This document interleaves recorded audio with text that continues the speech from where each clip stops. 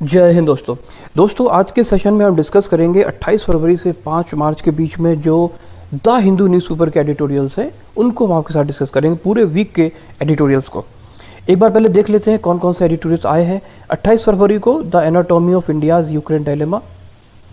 1 मार्च debunking Russia's international law justification. 2 मार्च the Ukraine war India and a stand of non alignment. 3 March, an appetite for war but no place for peace. And 4th March, find a space for new science, its ethical dilemma. 5th March, Russia's war, the impracticality of violence. अब जैसा आप देख सकते हो कि पूरे हफ्ते 4th मार्च को छोड़ के लगभग हर दिन रशिया यूक्रेन वॉर से रिलेटेड ही आर्टिकल आया है। तो मैं इन सारे आर्टिकल्स को जो 28 फरवरी, 1 मार्च, 2 मार्च, 3 मार्च और 5 मार्च के हैं, इनको समरी करके आपके साथ डिस्कस करूंगा। और ये पर्पस भी है मेरा आपके साथ डिस्कस करने का कि ये चूंकि बहुत ही ज़्यादा हाईलाइटेड इशू है इस साल का, आपसे क्वेश्चंस पूछे जाएंगे इस पर्टिकुलर टॉपिक से।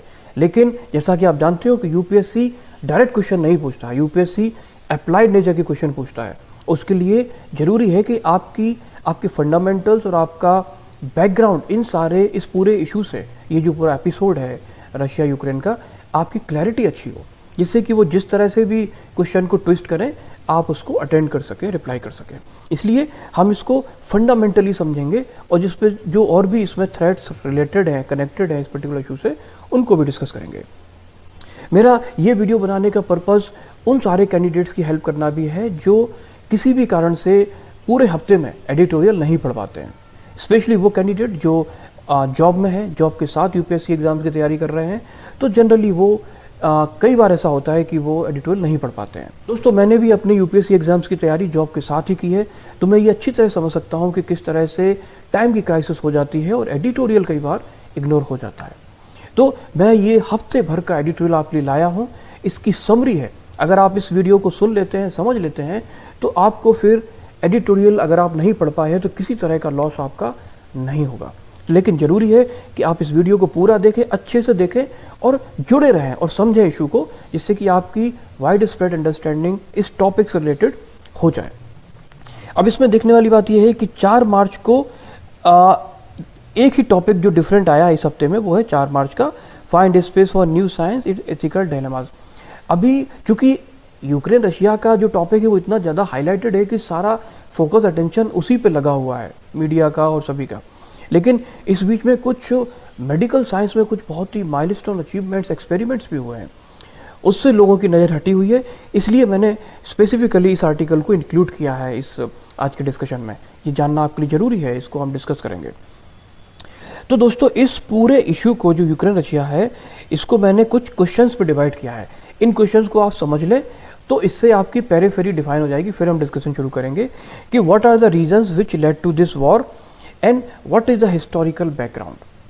ये दोनों पॉइंट्स को हम क्लब करके समझेंगे कि इस पूरे इशू का हिस्टोरिकल बैकग्राउंड क्या रहा और कैसे इवेंट वाइज टाइम के साथ, टाइम स्केल पे ये कल्बिनेशन हुआ वॉर का। उसके बाद हम डिस्कस करेंगे very very important point, India का स्टैंड क्या होना चाहिए इस इशू पे। दोस्तों ये क्वेश्चन आपको किसी ना किसी फॉर्म में जरूर मिलेगा, इस बात की पॉसिबिलिटी बहुत ज़्यादा है। या तो मेंस में मिलेगा, नहीं तो हो सकता है इंटरव्यू में आपसे पूछा जाए। तो इसकी अंडरस्टैंडिंग अच्छी होना चाहिए कि इंडिया का स्टैंड क्या होना चाहिए। लेकिन ये जानने के लिए कि इंडिया का स्टैंड क्या होना चाहिए, आपको ये जानना जरूरी है कि इंडिया की डिपेंडेंसी रशिया के ऊपर क्या है और कितनी है, और इंडिया की डिपेंडेंसी यूएसए के ऊपर कितनी है। क्योंकि आप जानते हैं इस पूरी पिक्चर का 2 पोल है अभी भी, एक तरफ यूएसए है इंडिया के सामने और एक तरफ रशिया है। तो इन दोनों पे इंडिया की डिपेंडेंसी क्या है वो जानना बहुत जरूरी है, तभी आप डिसाइड कर पाएंगे कि इंडिया का स्टैंड क्या होना चाहिए। और रशिया के ऊपर ये जो सैंक्शंस इंप्लीमेंट हुए हैं, इसका इफेक्ट इंडिया के ऊपर क्या पड़ेगा। और उसके बाद हम डिस्कस करेंगे वे फॉरवर्ड, यानी इंडिया की फ्यूचरिस्टिक पॉलिसी और प्लानिंग क्या होना चाहिए। तो चलिए दोस्तों शुरू करते हैं।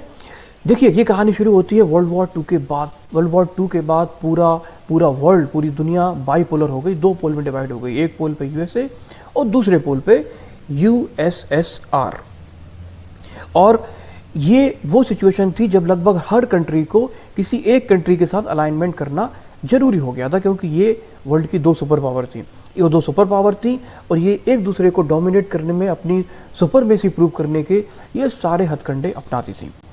उसी प्रोसेस में 1949 में नेटो का फॉर्मेशन हुआ। नेटो ऑर्गेनाइजेशन थी जिसको यूएसए ने हेड किया, और नेटो का जो बेसिक कॉन्सेप्ट था वो ये था कि आप नेटो ज्वाइन करिए और यूएसए की सुरक्षा छतरी में आ जाइए, यानी यूएसए का अम्ब्रेला आपको मिलेगा। कॉन्सेप्ट ये था कि नेटो में जो मेंबर कंट्रीज होंगी उनके ऊपर कोई बाहरी कंट्री अगर अटैक करेगी तो नेटो की सारी कंट्री मिलके उसका साथ देंगी, और जो कंट्री अटैक करेगी उससे लड़ाई करेगी। तो बहुत बड़ी बात थी, गारंटी थी यूएसए की, आप नेटो ज्वाइन करिए और फिर सेफ फील करिए, क्योंकि यूएसए का सपोर्ट था फिर आपके पास। तो जब नेटो बना 1949 में तो 12 कंट्रीज थी उसमें, और टाइम के साथ जुड़ते जुड़ते 30 कंट्रीज हो गई, 30 कंट्रीज हो गई। आज के टाइम में 30 कंट्रीज हैं। नाटो के फॉर्मेशन का एक और पर्पज था कि जो कम्युनिस्ट कंट्रीज का एक्सपेंशन था उसको रोकना, साथ ही साथ जो मिलिट्री एग्रेशन हो सकता था उससे पॉसिबली डिफेंड करना, उससे पॉसिबली प्रोटेक्ट करना कंट्रीज को। यानी जो सेकेंड वर्ल्ड कंट्रीज थी, जो यूएसएसआर था, उससे जो मिलिट्री एग्रेशन हो सकता था उससे कंट्रीज को बचाना। ये मैं क्यों कोट कर रहा हूँ इसको मैं आगे वीडियो में बताऊंगा। तो नेटो के बनने की जो कंडीशन थी, जो बनने का कारण था, वो आप समझ गए। एक तो कम्युनिस्ट कंट्रीज के एक्सपेंशन को रोकना, और जो मिलिट्री एग्रेशन हो सकता था सेकेंड वर्ल्ड कंट्रीज से, उसको उसके अगेंस्ट में प्रोटेक्शन देना। ये जो फाउंडिंग मेंबर्स हैं नेटो के, आप स्क्रीनशॉट ले लो इसका, और जो फाउंडिंग कंट्रीज हैं इनको याद रखिए, और टाइम के साथ कौन कौन सी कंट्री कब जुड़ी है इसको भी आपको ध्यान रखना होगा। और इसमें आप देख लीजिए कि नेटो का हेडक्वार्टर ब्रुसेल्स में है और बेल्जियम में। चलिए अब कंटिन्यू करते हैं। अब देखिए, जब नेटो बन गया 1949 में तो यूएसएसआर भी पीछे रहने वाला नहीं था। 1955 में क्या हुआ कि वेस्ट जर्मनी ने नेटो को ज्वाइन कर लिया, और वेस्ट जर्मनी के ज्वाइन करते नेटो बहुत पावरफुल हो गया। तो उसके रिस्पॉन्स में यूएसएसआर ने वार्सा ट्रीटी ऑर्गेनाइजेशन बनाया, और इसका एग्जैक्टली कॉन्सेप्ट वही था जो नेटो का था कि अब ये सुरक्षा छतरी है यूएसएसआर की, आप आइए हमको ज्वाइन करिए और हम आपको सुरक्षा देंगे। और इसमें ये 1955 में बना, इसको याद रखिए। और इसमें सेंट्रल एंड ईस्टर्न यूरोपियन जो कंट्रीज थी, जिसमें बाल्टिक कंट्रीज और बाल्कन कंट्रीज थी, ये इसके मेंबर्स बने। मतलब 7 मेंबर्स थे इसमें, सोवियत यूनियन के साथ साथ 7 मेंबर्स, और इसमें बाल्टिक और बाल्कन कंट्रीज थे। ये आप याद रखिए, ये पूरा इशू कि नेटो बना और उसके बाद वार्सा ट्रीटी ऑर्गेनाइजेशन हुआ। अब हम यहाँ से सीधा आपको फास्ट फॉरवर्ड करके लेके आते हैं 1990 और 91, यानी 1990 और 1991 के टाइम के। उस समय जो यूएसएसआर था वो डिसइंटीग्रेट हुआ था। समझते हैं कि यूएसएसआर डिसइंटीग्रेट क्यों हुआ था। देखिए, ये जो union of Soviet socialist Republic था, इसमें 15 कंट्रीज मिलके जुड़े हुए थे, एक कंट्री बनी हुई थी। तो उसमें जो सिचुएशन क्रिएट हो गई थी, उसमें ब्यूरोक्रेसी और अथॉरिटेरियन सिस्टम डेवलप हो गया था। यानी लोगों के पास फ्रीडम कम थी, जो उनकी लाइफ थी उसमें फ्रीडम, डिग्री ऑफ फ्रीडम कम होती जा रही थी, सप्रेशन ज़्यादा हो रहा था। उनके पास लैक ऑफ डेमोक्रेसी थी उस सिस्टम में, फ्रीडम ऑफ स्पीच नहीं था लोगों के पास, वन पार्टी सिस्टम था, कम्युनिस्ट पार्टीज थी।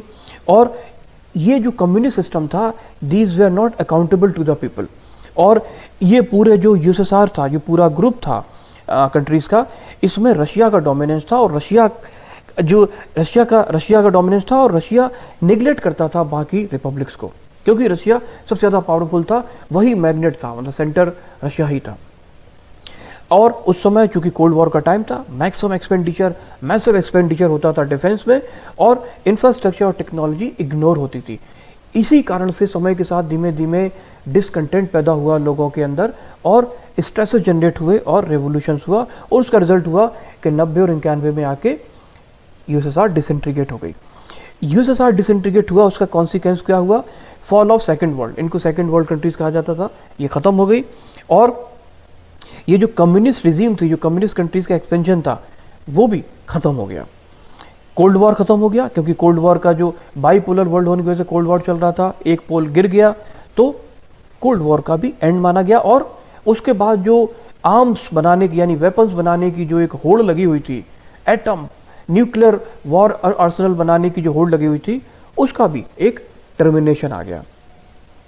और अब जो नया इक्वेशन था वर्ल्ड का, उसमें क्योंकि यूनिपोलर वर्ल्ड हो गया, बाइपोलर नहीं रहा, यूएसएसआर खत्म हो गया, और अब जो आइडियोलॉजी आई उसको कैपिटलिस्टिक आइडियोलॉजी बोला, जिसमें आईएमएफ, इंटरनेशनल मॉनेटरी फंड और वर्ल्ड बैंक, इनका रोल अब इसमें ज़्यादा इंपॉर्टेंट हो गया। कि अब जो वर्ल्ड की नई फिलॉसफी हुई उसमें इंटरनेशनल मॉनेटरी फंड और वर्ल्ड बैंक ये अब ज़्यादा इंपॉर्टेंट रोल प्ले करने जा रहे थे, क्योंकि अब जो वेपन्स बनाने की होड़ थी वो अब ख़त्म हो गई थी और नई कंट्रीज़ बनी, क्योंकि ये 15 कंट्रीज़ में डिसइंटीग्रेट हुआ यूएसएसआर, और उनमें से कुछ कंट्रीज़ ने नेटो को ज्वाइन किया, बाल्टिक कंट्रीज। अभी आगे देखते हैं वीडियो में। ये देखिए, ये मैप है, मैप के थ्रू आप देख सकते हो, नीचे नंबर लिखे हुए हैं। ये पूरा यूएसएसआर था और डिसइंटीग्रेट होकर ये इन कंट्रीज़ में डिवाइड हो गया, और ये हैं बाल्टिक कंट्रीज़। ये इन्होंने बाद में नेटो ज्वाइन कर लिया, और आप देख सकते हो कि ये तीनों जो कंट्रीज़ हैं, एस्टोनिया, लाटविया और लिथुआनिया, ये जो कंट्रीज़ हैं तीनों, ये बॉर्डर शेयर करती हैं रशिया के साथ, और ये नेटो के मेंबर बन गई। और ये है Ukraine, the bone of contention, number 14 पे आप देख सकते हो, ये यूक्रेन है, और ये यूक्रेन का वो पोर्शन है जो रियल बोन ऑफ कंटेंशन है, लुहांस्क और डोनेत्स्क वाला एरिया। आगे देखते हैं वीडियो में। अभी ये वो सारी कंट्रीज़ हैं, आप इनका स्क्रीनशॉट लेके रख लो, इनको याद कर लो कौन कौन सी कंट्री थी डिसइंटीग्रेट हुई थी, और इन सारी कंट्रीज़ की कैपिटल आप जरूर याद कर लो, क्योंकि ये बहुत ज़्यादा ज़रूरी है। आपसे क्वेश्चन पूछा जा सकता है वेरियस एग्जाम्स में। साथ ही साथ इन कंट्री से रिलेटेड और भी इंफॉर्मेशन, कौन सा माउंटेन किस कंट्री में है, कौन सा किस सी को टच करता है, ये सब इस तरह की जो इन्फॉर्मेशन है वो भी आप मैप से देख के इकट्ठा कर लें। मैं बाद में एक डेडिकेटेड वीडियो बनाऊंगा इसके लिए, और तब तक आप इसको मैप को देख के स्टडी करें। आपको ये याद होना चाहिए, आपको नॉलेज होना चाहिए इस बात की। दोस्तों, ये बाल्कन कंट्रीज़ हैं और ये बाल्टिक कंट्रीज़ हैं, जो मैंने अभी आपको मैप में दिखाया था, एस्टोनिया, लाटविया, लिथुआनिया, और ये बाल्टिक कंट्रीज़ हैं तीनों, एस्टोनिया, लाटविया, लिथुआनिया, जिन्होंने इन तीनों कंट्रीज़ ने नेटो ज्वाइन कर लिया, और ये हैं बाल्कन कंट्रीज़। इसका भी आप स्क्रीनशॉट लेके रखिए, और इन सब कंट्रीज़ की भी आपको कैपिटल्स पता होना चाहिए मिनिमम। दोस्तों, अब देखिए, यहाँ से ये 1991 हो गया, अब मैं आपको सीधा लेके आ रहा हूँ 2014 में। लेकिन 91 टू 2014 के बीच में क्या हुआ कि जो नेटो के बनने का जो बेसिक पर्पस था, बेसिक पर्पस वही था जो मैंने आपको शुरू में बताया कि सेकेंड वर्ल्ड कंट्री, यानी सेकेंड वर्ल्ड कंट्रीज से प्रोटेक्शन, कम्युनिस्ट कंट्रीज का एक्सपेंशन रोकना। लेकिन जब यूएसएसआर डिसइंटीग्रेट हो गया तो कम्युनिस्ट कंट्री का एक्सपेंशन वाली बात खत्म हो गई, वार्सा ट्रीटी भी डिसॉल्व हो गया। तो देखा जाए तो नेटो के बने रहने का फिर कोई पर्पस नहीं था, क्योंकि नेटो की बेसिक फिलॉसफी खत्म हो गई।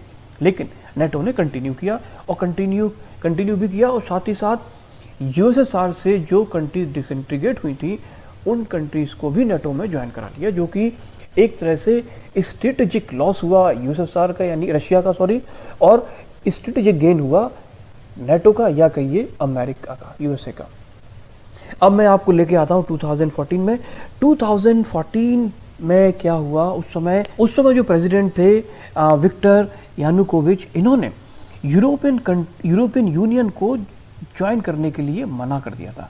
एक पॉलिटिकल एसोसिएशन और फ्री ट्रेड एग्रीमेंट होना था यूरोपियन यूनियन के साथ, वो इन्होंने डिनाई कर दिया था, क्योंकि विक्टर प्रो रशियन थे, और इसी वजह से वो यूक्रेन को यूरोपियन यूनियन में ज्वाइन नहीं कराना चाहते थे, क्योंकि कॉन्सेप्ट ये था कि पहले यूरोपियन यूनियन को ज्वाइन करो और उसके बाद नेटो को ज्वाइन करो। यानी कि अगर यूक्रेन यूरोपियन यूनियन ज्वाइन करता तो पॉसिबिलिटी बहुत ज़्यादा थी कि यूक्रेन नेटो को भी ज्वाइन कर लेगा, जो कि बहुत ही ज़्यादा स्ट्रेटेजिक लॉस होता रशिया के लिए। तो विक्टर ने मना किया, और उसके बाद कंट्री में डिस्टर्बेंस पैदा हुआ, रेवोल्यूशन स्टार्ट हुआ, और उसका रिजल्ट ये हुआ कि जो प्रो रशियन गवर्नमेंट थी वहाँ पे, जिसको विक्टर यानुकोविच हेड कर रहे थे, उनको डीथ्रोन कर दिया गया और नई गवर्नमेंट वहाँ पे लाई गई। ये 2014 में हुआ, फरवरी में हुआ, इसको ध्यान रखें। और इसका रिजल्ट क्या हुआ कि रशिया ने 24 फरवरी को यूक्रेन पे अटैक करके उससे क्रीमिया ले लिया। क्रीमिया देखो, मैं आपको मैप में दिखाता हूँ, क्रीमिया ये वाला पोर्शन है, और ये बहुत बड़ा पोर्शन है यूक्रेन का, और स्ट्रेटेजिक भी है काफ़ी ज़्यादा, और रशिया ने 24 फरवरी को अटैक करके इसको कब्जे में ले लिया, और ये वर्ल्ड वॉर 2 के बाद का सबसे बड़ा लैंड ग्रैब माना जाता है, याद रखिए इस बात को। तो ये 2000 फरवरी में स्टार्टिंग में ये तख्ता पलट हुआ यूक्रेन में, और 24 फरवरी को रशिया ने अटैक करके यूक्रेन को ले लिया और वहाँ पे अभी भी वॉर छिड़ा हुआ था प्रो रशियन और एंटी रशियन ग्रुप्स के बीच में। और ये सिचुएशन इतनी ज़्यादा वोलेटाइल होती जा रही थी कि इसको लेके इसको सीज फायर करने के लिए इनिशिएटिव लिया गया। इसको समझिए गौर से, इसमें एक ट्राईलेटरल ग्रुप बना जून 2014 में। क्रोनोलॉजी याद रखिए, फरवरी में ये सारा डिस्टर्बेंस स्टार्ट हुआ, 24 फरवरी को क्रीमिया ले लिया गया, जून में जाके ये एक ट्राईलेटरल ग्रुप बना। ट्राईलेटरल ग्रुप में कौन था? यूक्रेन था, रशिया था और organisation for society of cooperation in Europe, OSCE। OSCE के बारे में भी आपको बहुत सारी इंफॉर्मेशन रखने की ज़रूरत है। तो इन तीनों ने मिलके ये एक ग्रुप बना इसका पर्पज़ ये था कि चलो भैया डायलॉग्स के थ्रू सीज फायर कराते हैं, इन सारे जो अभी डिस्टर्बेंस चल रहे हैं उसको ख़त्म कराते हैं। तो इसके लिए Minsk agreement, Minsk protocol first draft बना इसका सितंबर में। जून में ये ट्राईलेटरल ग्रुप बना और सितंबर में इन्होंने मिन्स्क प्रोटोकॉल का एक फर्स्ट ड्राफ्ट बनाया और इसका पर्पज़ यही था कि ये यहाँ पे जो डिस्टर्बेंस चल रहा है इसमें सीज फायर हो जाए। और यूक्रेन की इस क्राइसिस को मीडिएट किया था फ्रांस और जर्मनी ने, और उसका रीज़न था कि फ्रांस और जर्मनी की बहुत ज़्यादा इकोनॉमिकल डिपेंडेंसी है रशिया के ऊपर, और ये जो गैस पाइपलाइन जाती है वो यूक्रेन से होके जाती है। तो इस वजह से फ्रांस और जर्मनी नहीं चाहते थे कि ये डिस्टर्बेंस ज़्यादा दिन चले, वो उसको सेटल कराना चाहते थे, उसको सीज फायर कराना चाहते थे, इसलिए इन्होंने इनिशिएटिव लिया और मीडिएशन किया। और ये जो मिन्स्क प्रोटोकॉल बना, इसका जो मेन पॉइंट था या जो कह लीजिए इसका कोर था, वो यूक्रेन के प्रेसिडेंट पेट्रो पोरोशेंको ने 20 जून को एक 15 पॉइंट पीस प्लान बनाया था। तो मैक्सिमम वहाँ से ही ये ड्राइव किया गया था, मतलब जो मिन्स्क प्रोटोकॉल था उसका जो कोर था वो इसी से लिया गया था, जो 15 पॉइंट पीस प्लान बनाया था यूक्रेन प्रेसिडेंट पेट्रो ने। आप इस स्लाइड की स्क्रीनशॉट लेके रख लीजिए। मिन्स्क प्रोटोकॉल का ये ड्राफ्ट है, ये इसका पर्पज़ मिन्स्क प्रोटोकॉल का यही था कि ये जो डिस्टर्बेंस चल रहा था प्रो रशियन और एंटी रशियन के बीच में यूक्रेन में, उसको सीज फायर कराना। लेकिन हुआ क्या कि मिन्स्क प्रोटोकॉल एक एकेडमिक इंटरेस्ट वाला ड्राफ्ट बनकर ही रह गया। 2014 से लेके 2018, 19, 20 आ गया, लेकिन मिन्स्क प्रोटोकॉल इम्प्लीमेंट नहीं हुआ क्योंकि यूएसए मिन्स्क प्रोटोकॉल को इम्प्लीमेंट होने नहीं देना चाह रहा था, क्योंकि इसमें यूएसए के अपने इन्वेस्टेड इंटरेस्ट थे।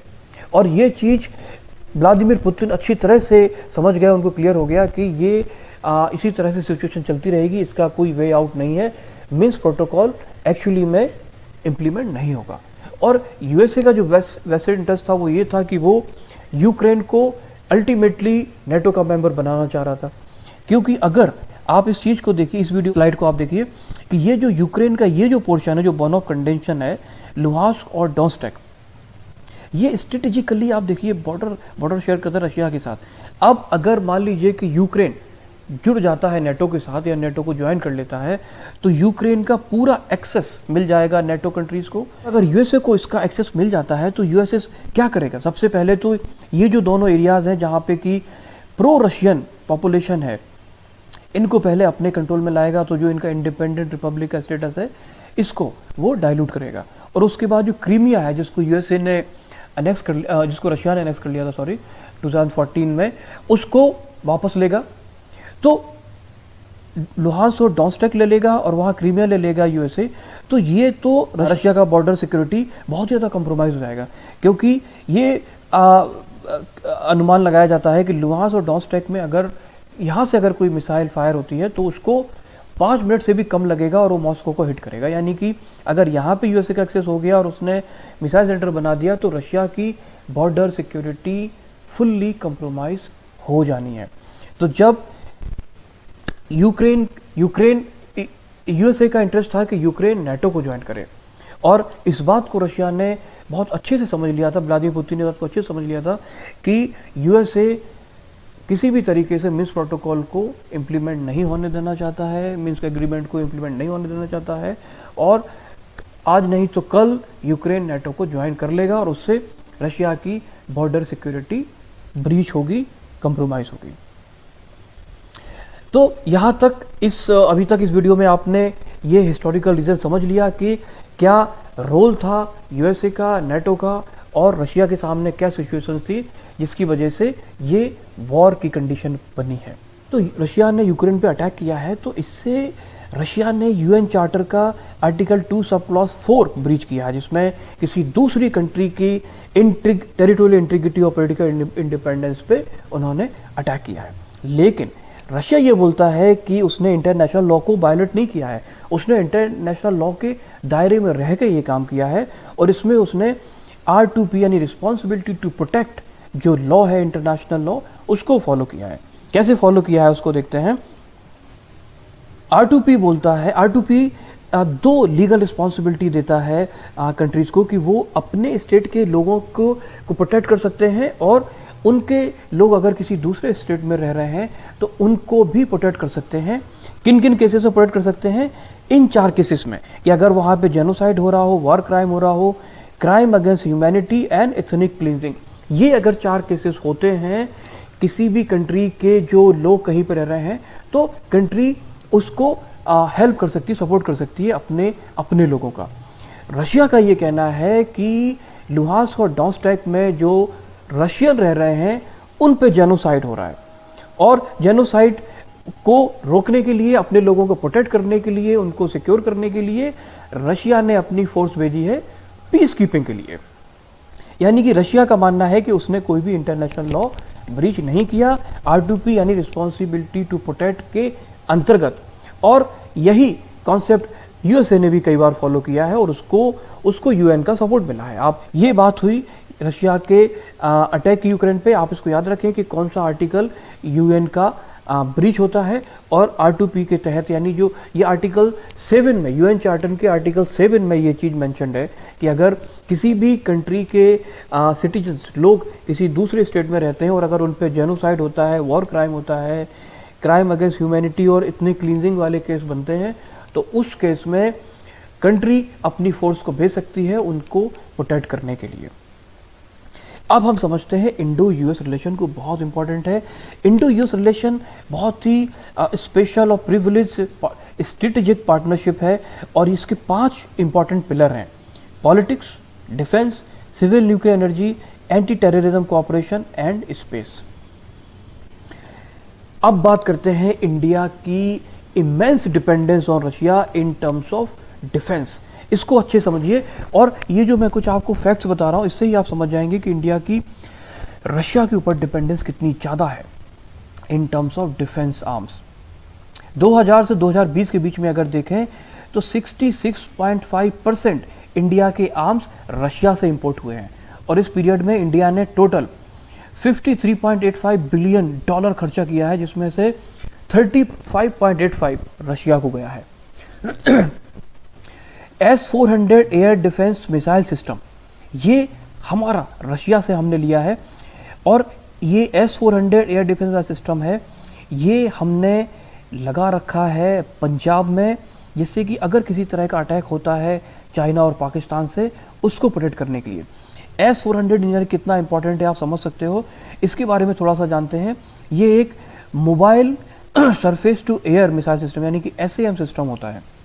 S-400 is a mobile surface to air missile system और ये हमने रशिया से लिया है। उसके बाद हमारा जो मैन बैटल टैंक है इंडियन आर्मी का, T-72M1 और T-90 सीरीज़ का, ये भी रशियन है।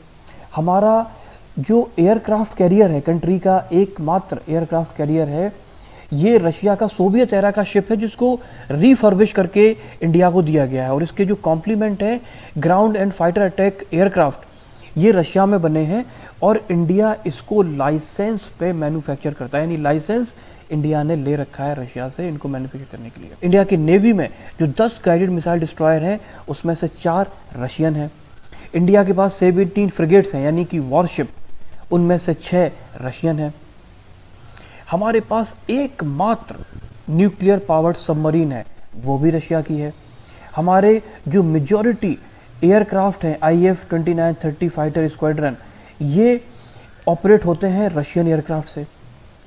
हमारी AK-203 राइफल्स है, ये Indo Russian gas operated magazine fed select fire assault rifle है और it is one of the latest iteration of the AK series of assault rifles originally designed by Mikhail Kalashnikov. AK-203 rifle India Russia से लेता है और इसकी supply बहुत ज़्यादा ज़रूरी है क्योंकि इसकी सप्लाई में किसी भी तरह का डिले का मतलब है कि चाइना और इंडिया बॉर्डर पे इंडिया को एक प्रॉब्लम फेस करनी पड़ सकती है। AK-203 राइफल्स की सप्लाई अगर टाइमली नहीं होती है, जो कि रशिया से होनी है। अब हम बात करते हैं कि इंडिया इतना ज़्यादा डिपेंडेंट क्यों है मिलिट्री आर्म्स के लिए रशिया के ऊपर। क्योंकि रशिया हमारा स्ट्रेटेजिक पार्टनरशिप है पुराना 1970 से, तब से ही हमको वेपन्स और टेक्नोलॉजी दे रहा है। और ये याद रखने की बात है कि रशिया उन चुनिंदा कंट्रीज़ में से है जो इंडिया को आर्म्स के साथ साथ उनकी टेक्नोलॉजी भी देता है। बाकी सारी कंट्रीज़ टेक्नोलॉजी इंडिया को नहीं देती हैं। और रशिया से जो आर्म्स आते हैं उनके फ़ायदे हैं कि उनमें रेजिडेंस होती है, उनका ऑपरेशन और मेंटेनेंस चीपर है as compare to other countries. और इन दोनों कंट्रीज़ के बीच में जो एक्विजिशन है ये बहुत ही स्मूथ है, बहुत ही आसानी से हो जाता है as compare to other countries. अब अगर मान लीजिए कि रशिया पे जो सैंक्शंस लगे हैं उसका इम्पैक्ट हमारी कंट्री पे क्या पड़ेगा। पहला इम्प्लीकेशन सीधा पड़ेगा हमारा मैसिव इंपोर्ट एक्सपोर्ट का जो इक्वेशन चलता है मिलिट्री का, उस पर सीधा असर पड़ेगा। उसका इंडिया का ऑलरेडी कॉन्ट्रैक्ट है प्रोक्योर करने के लिए S-400 और स्टेल्थ फ्रिगेट्स का, उसकी सप्लाई में सीधा इम्पैक्ट पड़ेगा। और दूसरा सबसे बड़ा चैलेंज आएगा कि जो पेमेंट्स डॉलर्स में होते, जो ट्रांजैक्शन डॉलर्स में होता था, वो अफेक्ट हो जाएगा। क्योंकि जिस तरह से US डिपार्टमेंट ने सैंक्शंस लगाए हैं, ब्लॉकेज लगाए हैं, उससे ये जो ट्रांजैक्शंस है, जो इंपोर्ट एक्सपोर्ट में जो ट्रांजैक्शन हुआ था डॉलर्स के थ्रू, वो अफेक्ट करेगा। तो ये हमारा जो ब्रह्मोस मिसाइल हमने बनाई है, ब्रह्मोस मिसाइल जैसा कि आप जानते हैं कि ये जॉइंट वेंचर है DRDO का, यानी defence research and development organisation India का और रशिया का NPO महिनोस्त्रोयेनिया, इन दोनों का जॉइंट वेंचर है ब्रह्मोस। और ब्रह्मोस की सप्लाई हम फिलीपींस को करने वाले थे, उसको एक्सपोर्ट करने वाले थे। और इसके साथ साथ इंडिया ने एग्रीमेंट साइन करके रखा हुआ है सप्लाई के लिए various missile range for Indian army. And it is also India is also in stage of advanced talk with Russia to procure 12 Sukhoi and 46 Russian T-90 battle tanks. यानी कि अगर sanction Russia पे लगते हैं तो India के ऊपर, specially Indian defence के ऊपर, इसका मैसिव इम्पैक्ट आने वाला है। दोस्तों अब हम बात करते हैं इंडो-US रिलेशंस की, क्योंकि एक तरफ रशिया जिसकी मैंने आपके साथ बात की और दूसरी तरफ है USA। तो अब हम बात करते हैं कि इंडिया के USA के साथ रिलेशंस क्या है, इंडिया का किस तरह से डिपेंडेंस है। इंडिया US का इकोनॉमिक रिलेशंस है, इसका आप स्क्रीनशॉट लेके रखिए। ये जो पॉइंट्स मैंने मेंशन किए हैं, इसमें ये पॉइंट्स आपको काफ़ी हेल्प करेंगे आंसर राइटिंग में। इसको एक एक करके समझते हैं। The United States seeks an extended trade relationship with India that is reciprocal and fair. यानी इंडो-US जो इकोनॉमिकल रिलेशन है ये वन साइडेड नहीं है, इसमें दोनों एक दूसरे के ऊपर डिपेंडेंट है, क्योंकि इंडिया के पास ह्यूज मार्केट है। इन 2019 overall US-India bilateral trade in goods and services reached $149 billion. यानी 2019 का ये जो बायलैटरल ट्रेड था इंडो-US का इंपोर्ट एक्सपोर्ट, वो $149 बिलियन का था। US energy exports are an important area of growth in the trade relationship. In 2018, India purchased 48.2 million barrels of US crude oil, a significant increase from 9.6 million in 2017. ये आप देख सकते हो कि India किस तरह से क्रूड ऑयल USA से खरीद रहा है और ये USA की डिपेंडेंस है इंडिया के ऊपर। And last year Indian students enrolled at US college and universities contributed to over $8 billion to the US economy. ये जो इंडियन स्टूडेंट्स USA में जाके इनरोल होते हैं, वहाँ पे अपने वेरियस कोर्सेज कंप्लीट करने के लिए इनरोलमेंट लेते हैं, वो 8 बिलियन का ट्रांजैक्शन हुआ था US इकोनॉमी, उसका कंट्रीब्यूशन 8 बिलियन का था US इकोनॉमी पे। नाउ यू कैन अंडरस्टैंड कि how India is important for USA और why USA is catering India in various fields, in various domains. Let us continue this cooperation. International level पे क्या equation है India और US का? India and the United States cooperate closely at multilateral organizations like UN, G20, ASEAN, International Monetary Fund (IMF) and World Bank and World Trade Organization. The United States welcomed India joining the UN Security Council in 2021 for a 2-year term and supports a reformed UN Security Council that includes India as a permanent member.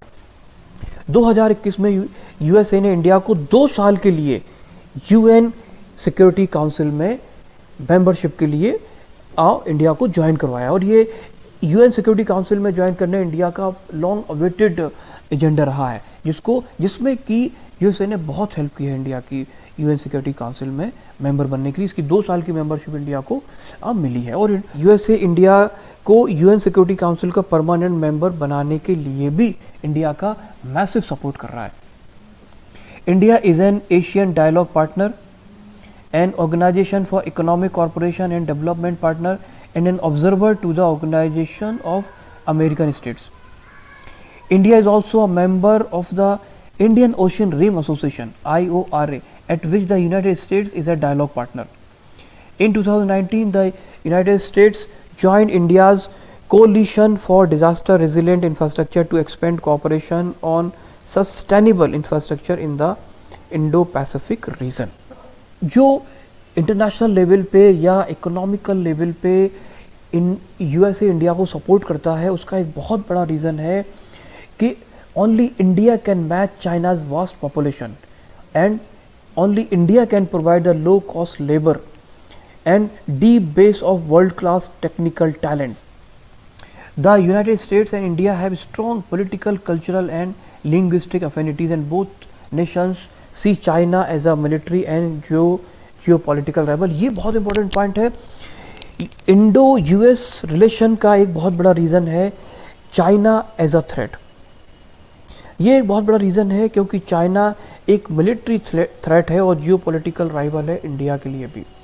और ये एक वो situation है जहाँ पे India को actually में USA की भी हेल्प चाहिए और रशिया की भी हेल्प चाहिए। सकते हैं कि इंडिया और यूएसए म्यूचुअली एक दूसरे के ऊपर डिपेंडेंट है, चाहे वो इकोनॉमिकल रिलेशन हो या इंटरनेशनल रिलेशन हो। और ऐसे बहुत सारे ऐसे प्रोस्पेक्ट हैं जहाँ पे यूएसए इंडिया को सपोर्ट कर रहा है। क्यों कर रहा है? क्योंकि चाइना जो एक इमर्जिंग वर्ल्ड पावर है, उसको काउंटर करने के लिए यूएसए को इंडिया की रिक्वायरमेंट है। और इंडिया एक ऐसी कंट्री है जहाँ पे कि बड़ा मार्केट बेस है, वास्ट पॉपुलेशन है, यहाँ पे लेबर्स बहुत इजीली मिलते हैं, लो कॉस्ट पे मिलते हैं, और टेक्निकल टैलेंट, जैसा कि आप जानते हैं सिलिकॉन वैली पे बहुत ज़्यादा इंडियंस काम करते हैं।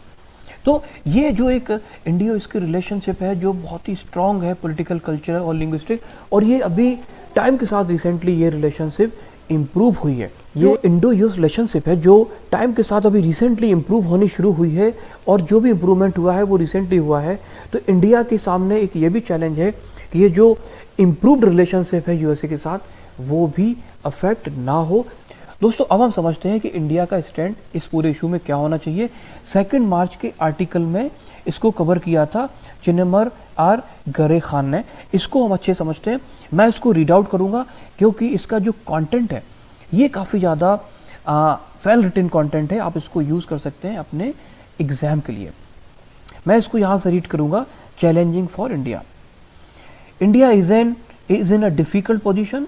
On one hand, there is a growing relationship with the United States. As it is often maintained, India-US relationships have never been better. This is a true, especially in the defense sector.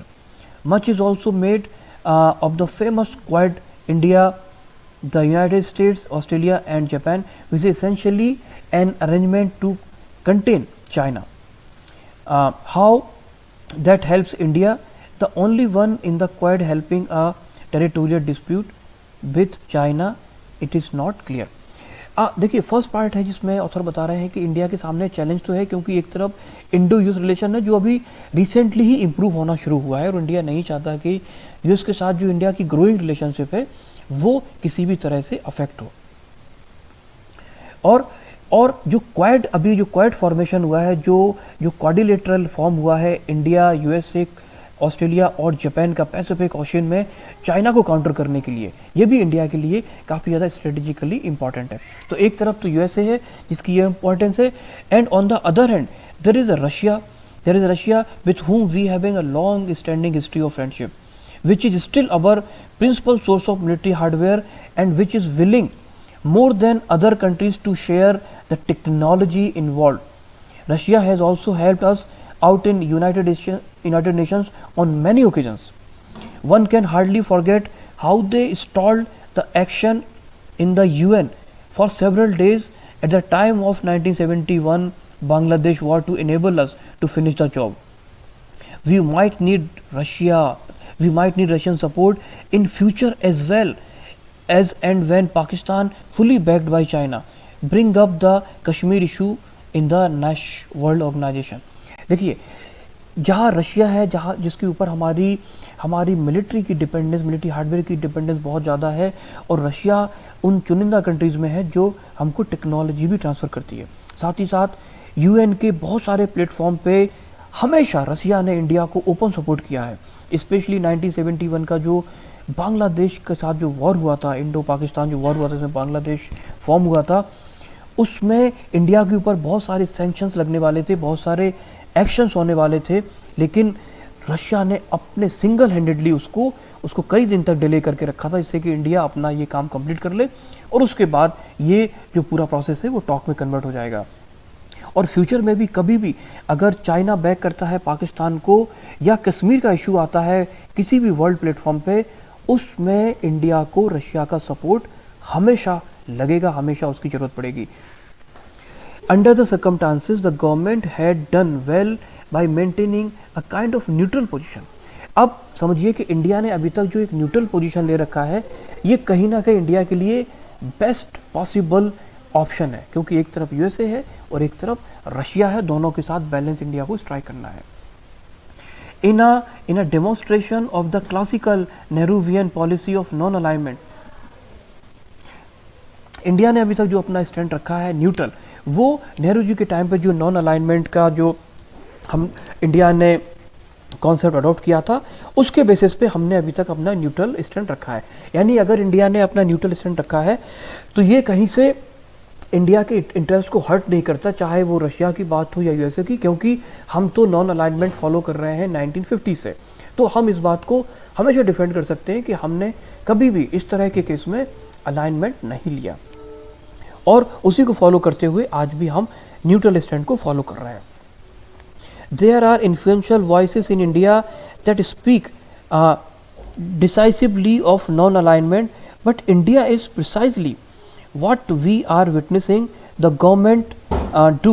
Yes, the Russian invasion is wrong for every principle of international law, but the only lasting principle in foreign policy is the principle of national interest.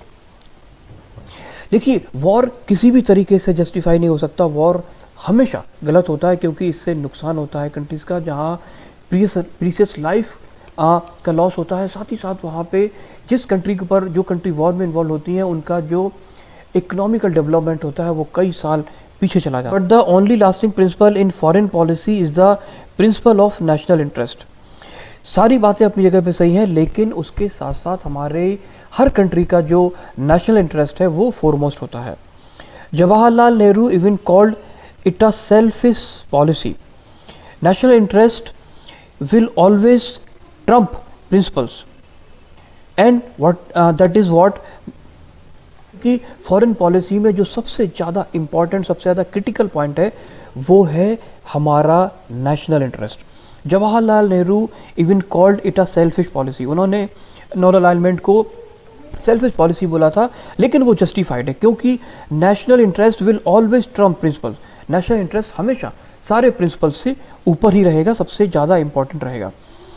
That is what Nehru did at the time of the Soviet Union marching with the tank into Hungary in 1956. He did not condemn the Soviet action. Our stand stood out in stark contrast to our stand on the Anglo-French-Israeli aggression on Egypt, which we condemned when it nationalized the Suez Canal in the same year.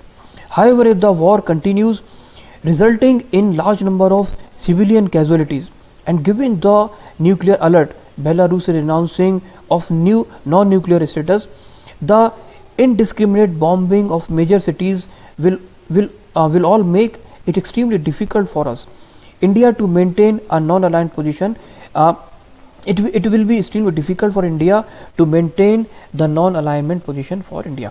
देखो, अभी जो war की situation चल रही है, यहाँ तक India ने जो नॉन अलाइनमेंट का स्टेटस ले रखा है, that is all right, that is okay. लेकिन अगर ये कंडीशन चलती है फ्यूचर में, और अगर इसमें इस तरह से जो सिटीज़ के ऊपर बॉम्बिंग चल रहा है, ह्यूमन लाइफ का लॉस हो रहा है, अगर ये बहुत समय तक चलेगा रशिया यूक्रेन वॉर में, तो बहुत ज़्यादा डिफिकल्ट हो जाएगा इंडिया को नॉन अलाइनमेंट को फॉलो करते रहना। दोस्तों, अब हम समराइज़ करते हैं कि इंडिया का स्टैंड क्या होना चाहिए। इंडिया का स्टैंड जो अभी तक रहा है नॉन अलाइनमेंट का, ये बिल्कुल ठीक है, इंडिया के लिए ज़रूरी है, क्योंकि इंडिया को एक बैलेंस स्ट्राइक करना है यूएसए और रशिया के बीच में, क्योंकि दोनों इंडिया के लिए इम्पॉर्टेंट है। और अभी जो सिचुएशन है, इसमें इंडिया ने बहुत ही स्मार्टली फॉलो किया है। जिस तरह से इंडिया ने अभी तक अपने आप को न्यूट्रल रखा है इस पूरी सिचुएशन में, ये इंडिया के लिए बेस्ट पॉसिबल ऑप्शन है। लेकिन ये सिचुएशन अगर जो बॉम्बिंग की चल रही है, वॉर अगर ज़्यादा दिन तक चलेगा, तो इंडिया के लिए डिफ़िकल्ट रहेगा। और जहाँ तक बात है ये न्यूट्रल रहने की, तो 1956 में जब रशिया ने अटैक किया था हंगरी के ऊपर, उस समय भी इंडिया ने अपना स्टैंड न्यूट्रल रखा था, इंडिया ने कंडेम नहीं किया था रशिया को। और इसी के साथ साथ जिस तरह से एंग्लो फ्रेंच इजरायली जो इशू हुआ था इजिप्ट के साथ, उसमें इंडिया ने कंडेम किया था। यानी इंडिया अपनी रिक्वायरमेंट के हिसाब से सिचुएशन को, अपनी पोजीशन को मेंटेन करना जानता है, जैसा कि उसने पास्ट में किया है। तो इस समय भी ज़रूरी है कि इंडिया अपने को न्यूट्रल रखे। अब हम समझते हैं दोस्तों कि इंडिया का अल्टरनेटिव ऑप्शन क्या होना चाहिए, यानी कि वे फॉरवर्ड क्या होना चाहिए। इंडिया के लिए दोस्तों बहुत ज़रूरी है कि वो सेल्फ रिलायंट बने, सेल्फ सफिशिएंट बने, यानी कि आत्मनिर्भर भारत। आत्मनिर्भर भारत ही इंडिया का फ्यूचर है, क्योंकि इंडिया की अगर डिपेंडेंसी यूएसए के ऊपर रहेगी, इंडिया की डिपेंडेंसी अगर रशिया के ऊपर रहेगी, तो इंडिया जो विश्व गुरु बनने का जो सपना देख रहा है, अपना कहीं ना कहीं अफेक्ट होगा। क्योंकि हमारे जो भी डिसीजंस होंगे ग्लोबल लेवल पे, वर्ल्ड लेवल पे, वो हमें कई बार ये देखना पड़ेगा कि हमारे रिलेशन रशिया के साथ अफेक्ट ना हो, हमारे रिलेशन यूएसए के साथ अफेक्ट ना हो, तो हमारा जो विश्व गुरु बनने का सपना है वो कहीं ना कहीं अफेक्ट होगा। इसलिए बहुत ज़रूरी है कि इंडिया आत्मनिर्भर बने, और उसमें जो भी हमारे डिफेंस रिलेटेड जो हमारी डिपेंडेंसी है रशिया के ऊपर, ज़रूरत पड़, अब ये वक्त आ गया है कि वो इंडिया उसमें सेल्फ रिलायंट हो, यानी कि ये इंडिजिनस टेक्नोलॉजी इंडिया में होना चाहिए। इंडिया खुद इन टेक्नोलॉजी को डेवलप करे, जिससे कि इंडिया की डिपेंडेंसी किसी भी कंट्री पे, चाहे वो रशिया हो, इजराइल हो, वो मिनिमम हो, वो ख़त्म हो। अभी तक हमने डिस्कस किया रशिया यूक्रेन के इस पूरे इशू को, जिसमें इसके हिस्टोरिकल बैकग्राउंड से लेके इंडिया का क्या अभी स्टैंड होना चाहिए, ये हमने डिस्कस किया है। ये अब यूक्रेन रशिया वॉर से बाहर आते हैं और कुछ साइंस की बातें करते हैं। इस हफ्ते एक बहुत ही अच्छा आर्टिकल आया था, find space for new science, it's ethical dilemma. ये बहुत ही शानदार, बहुत ही अच्छा टॉपिक है, और ये आपके एग्जाम के लिए भी इम्पॉर्टेंट है। इसको समझते हैं। हो क्या रहा है कि यूक्रेन रशिया वॉर की वजह से सारा अटेंशन मीडिया का इसी वॉर पे लगा हुआ है, और इसकी वजह से कुछ बहुत अच्छी न्यूज़, जो बहुत ही इंपॉर्टेंट माइलस्टोन्स हैं जो मेडिकल फील्ड में है या साइंस की फील्ड में है, वो कहीं ना कहीं इग्नोर हो रहे हैं। दोस्तों, इस पूरे आर्टिकल को मैंने ब्रीफ किया है आपके लिए, तो मैं एक एक करके आपके साथ वो पॉइंट्स डिस्कस करता हूँ जो मैंने इसमें से फैच आउट किए हैं।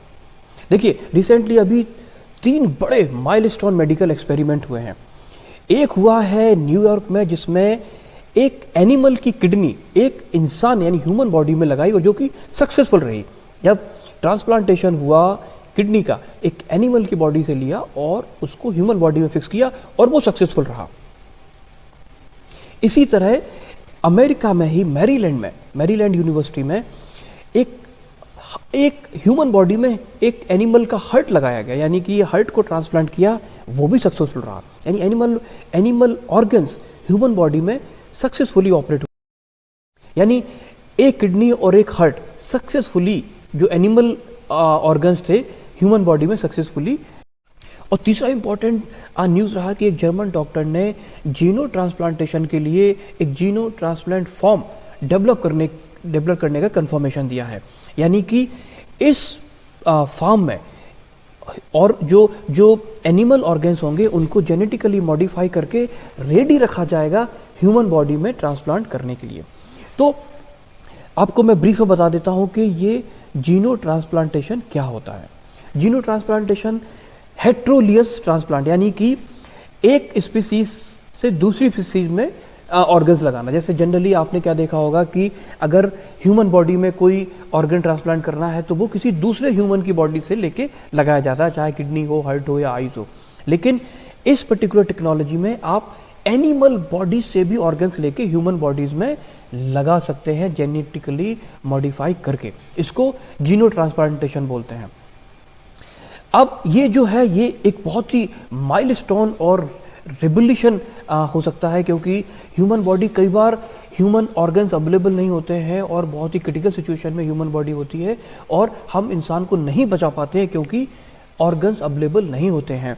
जो ह्यूमन ऑर्गन्स बैंक्स होते हैं उसमें ऑर्गन नहीं होता है, और अगर ऑर्गन होता है तो वो कंपैटिबल नहीं होता है, और इस पूरे इशू में ह्यूमन लाइफ हम नहीं बचा पाते हैं। लेकिन अगर इस तरह से एक फार्म, इस तरह से अगर एनिमल ऑर्गन्स को भी ह्यूमन कंपैटिबल बना दिया जाए तो जो ऑर्गन्स की अवेलेबिलिटी है वो बढ़ जाएगी बहुत। उससे क्या है कि ऑर्गन्स इजीली और रेडली अवेलेबल रहेंगे ह्यूमन्स बॉडी में फिट करने के लिए, जिससे कि एक ह्यूमन लाइफ बचाई जा सकती है। इन्वॉल्व है कुछ मोरल और सोशल इश्यूज, उनको एक एक करके समझते हैं। अगर ऐसा होता है कि एनिमल के ऑर्गन्स को ह्यूमन लाइफ बचाने के लिए यूज़ किया जाए तो ये जो एनिमल राइट्स मूवमेंट हैं उनके पॉइंट ऑफ व्यू से ये ठीक नहीं है, क्योंकि जो एनिमल राइट्स मूवमेंट है इसका ऑब्जेक्टिव है कि एनिमल्स भी पीसफुली अपना जीवन व्यतीत कर सकें, क्योंकि एनिमल्स भी एक स्पीसीज़ हैं, उनको भी पूरा हक है इस प्रकृति में रहने का, जिंदा रहने का। तो इंसान की ज़िंदगी बचाने के लिए जानवर को मारना ये कहाँ से जस्टिफाइड है? ये एक इशू इसमें इन्वॉल्व है, और इसमें एक यूटिलिटेरियन डायलेमा भी आता है कि अब आप सोचिए कि इंसान को बचाने के लिए एक एनिमल को मारा जाए या एनिमल को जिंदा रखें और एक इंसान को मरने दें। यानी कि ये बड़ी सिचुएशन कॉम्प्लिकेटेड है कि अगर हम इंसान को बचाते हैं तो एक एनिमल मर रहा है, और एक एनिमल को बचाते हैं तो इंसान की लाइफ को हम बचा नहीं पाएंगे। ये भी एक मोरल इशू इसमें इन्वॉल्व होता है। लेकिन असली बात तो अब आने वाली है, क्योंकि जो एनिमल अभी तक मैंने आपको बताया नहीं, जिसके पार्ट्स ह्यूमन बॉडी में फिट किए गए हैं, वो एक्चुअली पिग है। और अब आप जानते हैं कि पिग को हमारी सोसाइटी में, अगर हम इंडिया की बात करें तो उसको किस तरह से देखा जाता है, उसको काफ़ी डेरोगेटरी नज़रों से देखा जाता है। और अगर कोई वेजिटेरियन आदमी है या मान लीजिए जैन है, कोई जैनिज़्म फॉलो करने वाला है, तो उसको अगर ऑफर दिया जाएगा कि वो पिग का किडनी लगाए या पिग का हार्ट अपने बॉडी में ट्रांसप्लांट करे, तो आप समझ सकते हैं कि किस तरह का एक मोरल और सोशल इशू इसमें क्रिएट हो जाएगा। तो अभी तक, और पिग के जो ऑर्गन्स हैं ये काफ़ी ज़्यादा ह्यूमन बॉडी के लिए कंपैटिबल पाए गए हैं। तो अगर हम इस तरह से अगर देखते हैं कि अगर ये स्ट्रीम साइंस की आगे डेवलप होती है और ऑर्गन्स बैंक में ऑर्गन्स आते हैं जो कि ह्यूमन कंपैटिबल होंगे, लेकिन अगर वो पिग के होंगे तो उनकी वायबिलिटी कितनी होगी, उनकी यूटिलिटी कितनी होगी, अगर हम इंडियन सोसाइटी की बात करें, वो एक इशू रहेगा। तो ये एक बहुत ही अच्छा एडिटोरियल आया था इस हफ्ते में, जिसको मैंने आपके साथ ब्रीफ में डिस्कस किया। अब आप इसका आप स्क्रीनशॉट लेके रखें, जिसमें कि अगर आप कुछ इंपॉर्टेंट पॉइंट आप फैच करना चाहते हैं तो आप इसमें से कर सकते हैं। मैंने इसका ब्रीफ आपके साथ डिस्कस किया है। तो दोस्तों, मैं उम्मीद करता हूं कि वीडियो आपको अच्छा लगा होगा, आपके लिए हेल्पफुल साबित होगा। और अगर ये वीडियो आपको अच्छा लगा तो आप इसको लाइक जरूर करें, और अगर आप चाहते हैं कि इस वीडियो में मैं कुछ और कस्टमाइजेशन करूं जिससे कि आपके लिए ज़्यादा यूजफुल साबित हो, तो आप कमेंट बॉक्स में मेंशन करें। मैं कोशिश करूंगा उन सारे पॉइंट्स को इनकॉर्पोरेट करने के लिए। मैंने आपको स्टार्टिंग में बताया था, वीडियो की स्टार्टिंग में बताया था कि ये वीडियो मैं स्पेशली उन लोगों के लिए लेके आया हूँ। मेरी कोशिश है उन लोगों के लिए जो हफ्ते में अपनी व्यस्तता के चलते एडिटोरियल्स को नहीं पढ़ पाते हैं। तो मैं इन सारे एडिटोरियल्स का जिस्ट, उनका जो समरी है वो आपके साथ शेयर कर रहा हूँ, जिससे कि आप किसी भी तरह से डिसएडवांटेजेस सिचुएशन में ना हो क्योंकि आप एडिटोरियल नहीं पढ़ पाए हैं। Friends, I am wishing you very best of luck. Stay safe, stay healthy, and do take very good care of yourself. जय हिंद दोस्तों।